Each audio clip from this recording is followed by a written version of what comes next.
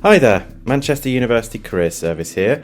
My name's Adam. I am one of the careers consultants as part of the careers team, and in this playlist we're going to be looking at UK careers as an international student. So this is specifically for international students and thinking about the specific challenges and hoops that you have to jump through in order to get a role in the UK. This playlist will serve as a little bit of an introduction to lots of different things for international students. We'll be starting from the basics of the national insurance number, what that is, how to get it and how visas work in a little bit of detail, not so much. Then we're going to look at how we think about careers in the UK, how the recruitment process works, and towards the end we'll be looking at how to find jobs and how to actually apply for them and what resources and what support is available to you as a student at the University of Manchester. So lots to get through. We'll be looking, as I say, as a bit of an introduction to all of these topics. We do have playlists on all of this that go into a lot more detail on the YouTube channel, so if this whets your appetite, all the better.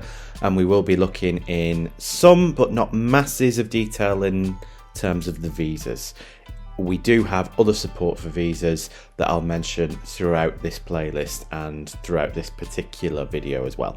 Now, the first thing that you have to do before you do anything else is apply for a national insurance number. This is a really simple, easy process. You go onto the government's website, it walks you through how to do this on there. All you need is your BRP, which you'll have being a student at the University of Manchester. Dead simple, you need one of these to apply, and this is how it looks. You'll come onto this website, the link for which is in the description of this video along with a few others. It will walk you through how to apply. You'll see the link on there. What it will do is take all your details, start the application process, and then give you a temporary national insurance number, which will allow you to apply for jobs while you wait a few weeks for the proper insurance number to come through. Like I say, you need one of these to apply for jobs in the UK. So this is your first step. But all the information that you need is on the website. Get yourselves on there, get that done. Dead simple, dead easy. Then we need to think a little bit about visas in the UK. Now, as I said at the top, this will serve as a bit of an introduction to visas. We're not going to go into a huge amount of detail as there is some specific support from our partner Latitude Law, which I will talk about later on in the video. It is also important to say, while you are a student at the University of Manchester, you are able to work a limited number of hours. You are able to work 20 hours a week. We would advise no more than 15, but you're able to work 20 hours, which can be part-time work while you are studying. That is your limit, and once you are finished, once you graduate from the university, then you need to think about visas, which is what we will cover here. Now, there are two routes to consider, and the first and possibly simplest one is the graduate route. Now, this is open to all international students who've successfully completed an eligible course, so bachelor's level or above. This is relatively new. It was introduced in 2021 and lasts for 2 years unless you are a PhD or other doctoral level qualification holder. Then it lasts for 3 years. There are no other eligibility criteria, so that's why it's so simple. However, it can only last for those 2 or 3 years. It can't be extended, which is important to understand. And it doesn't lead to settlement. It doesn't count for that 5 years long settlement period. That would have to be the next visa we're talking about. This is a really popular and simple route. It can give you that 2 years to figure out what you want to do, gives you that work experience if you manage to get a job on the graduate route. There are some limits, however. Obviously, the 2 years is the big limit, and lots of employers, particularly the bigger employers that offer graduate schemes, it can be a little unpopular with them because graduate schemes tend to last longer.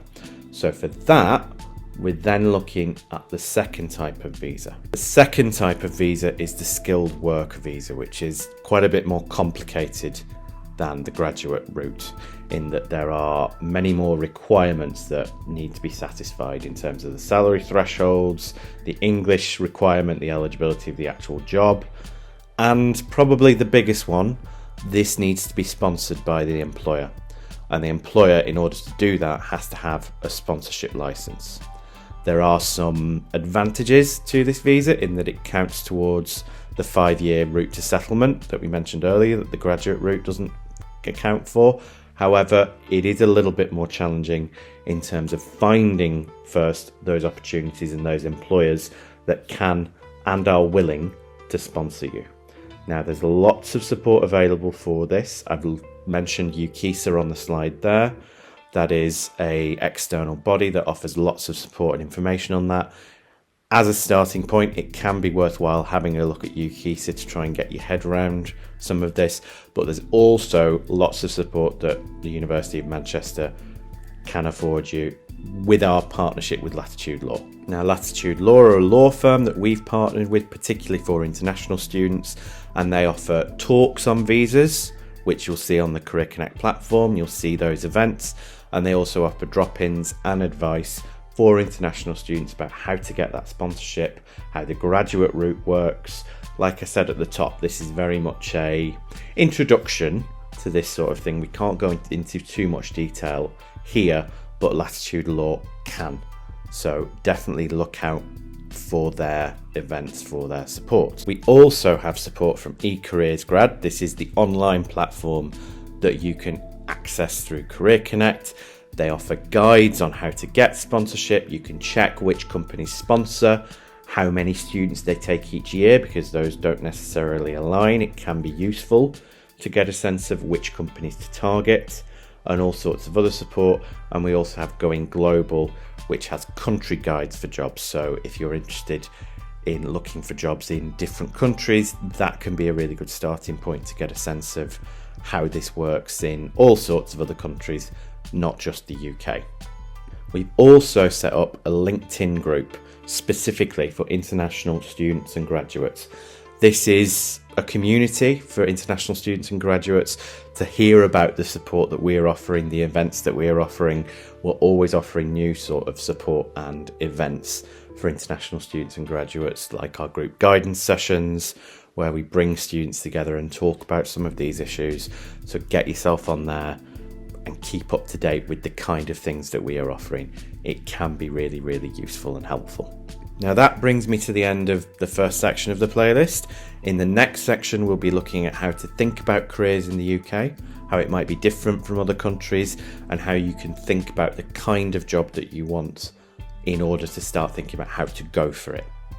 As always, if you can like and subscribe, that really helps us grow the channel and reach more students. We'd be really grateful for that.